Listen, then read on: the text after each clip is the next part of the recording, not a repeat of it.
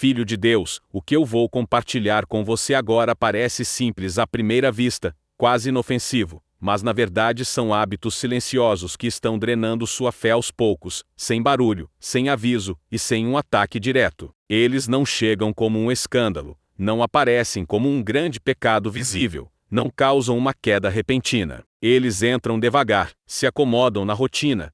Quando você percebe, aquilo que antes queimava dentro de você virou apenas cinza. Por isso eu preciso que você me ouça com atenção até o fim, porque isso não é apenas mais uma mensagem cristã. É um alerta espiritual. É um chamado para acordar antes que algo precioso seja perdido. Você não foi chamado para viver uma fé morna, cansada ou apenas religiosa. Você foi chamado para viver com fogo, com intimidade, com sensibilidade espiritual. E se algo disso está faltando hoje, existe uma razão. Talvez você ainda ore, talvez ainda vá à igreja, talvez ainda ouça louvores e consuma conteúdo cristão. Mas lá no fundo, se você for honesto, algo mudou. A presença parece mais distante. A palavra não mexe como antes. A oração virou rotina, não encontro. E isso não aconteceu de um dia para o outro. A fé não morre em um instante. Ela se apaga aos poucos. É assim que o inimigo trabalha. Ele não precisa te afastar completamente de Deus.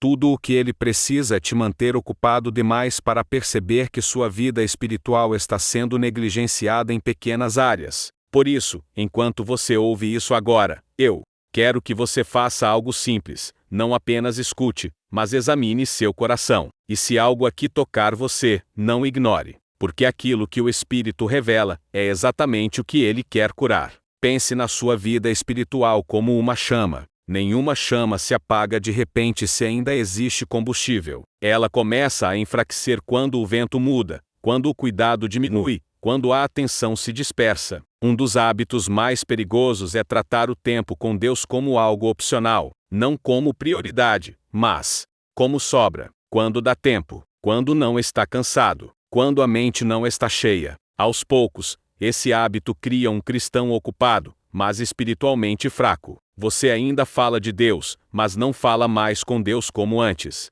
Você ainda conhece versículos, mas não sente mais a palavra te confrontando. Um coração que não se alimenta da presença começa a sobreviver de lembranças espirituais antigas, e lembranças não sustentam fé viva. Outro hábito silencioso é viver sempre reagindo, nunca se antecipando espiritualmente. Orar apenas quando o problema aparece. Buscar a Deus apenas quando algo dói. Isso cria uma fé reativa, não uma fé fortalecida. Uma vida espiritual saudável não se constrói em momentos de desespero, mas em constância. O inimigo não teme uma oração ocasional. Ele teme um cristão que ora quando está bem, quando está cansado, quando não sente vontade, quando não vê resposta imediata. Porque essa constância constrói raiz. E onde há raiz, o vento não derruba facilmente.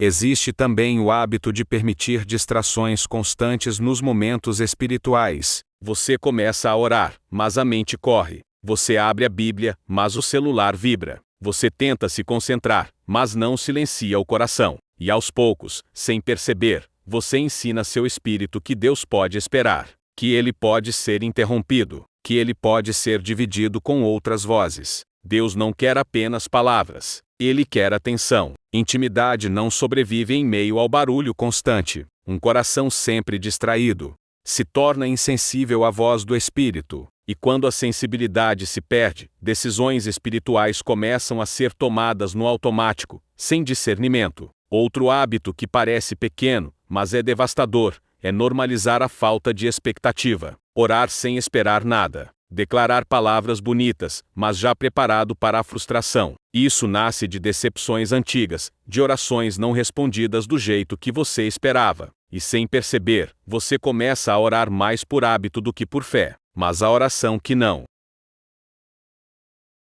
carrega expectativa não carrega vida. Fé não é negar a dor, mas é se recusar a desistir de acreditar que Deus ainda age. Quando você ora já esperando que nada mude, sua oração se transforma em discurso, não em conexão. Deus honra a fé viva, não palavras vazias. Outro hábito silencioso é negligenciar a palavra dentro da oração. Orar apenas sentimentos, mas não promessas. Falar com Deus sem se apoiar naquilo que Ele já disse. A palavra não é um detalhe na vida espiritual. Ela é fundamento. Uma oração sem palavra é frágil. É como entrar em uma batalha sem arma. Quando você ora alinhado com aquilo que Deus já declarou, sua oração ganha autoridade. Mas quando a Bíblia permanece fechada, suas orações perdem força, não porque Deus não ouve, mas porque você não está se posicionando espiritualmente. Existe também o hábito de carregar ofensas não resolvidas, mágoas antigas, feridas que você aprendeu a conviver, mas nunca tratou. A falta de perdão não afeta apenas relacionamentos, ela cria bloqueios espirituais. Um coração pesado não flui bem na presença. Perdão não é concordar com o erro do outro. É escolher não permitir que aquilo continue te envenenando por dentro. Enquanto você segura a ofensa, sua fé vai perdendo leveza. Sua oração perde liberdade. E o inimigo sabe disso. Por isso ele alimenta ressentimentos silenciosos. Outro hábito perigoso é duvidar do tempo de Deus. Não da existência dele, mas da fidelidade dele ao longo do tempo. Quando a resposta demora, o coração começa a se cansar, a esperança se enfraquece, a oração fica mais curta, a expectativa diminui, e aos poucos, você começa a viver como se aquela promessa não fosse mais real. Mas atraso não é abandono, silêncio não é ausência. Deus trabalha em processos, não apenas em resultados. Quando você duvida do tempo dele, você enfraquece sua perseverança. E fé que não aprende a esperar não amadurece. Perceba que nenhum desses hábitos parece grave isoladamente.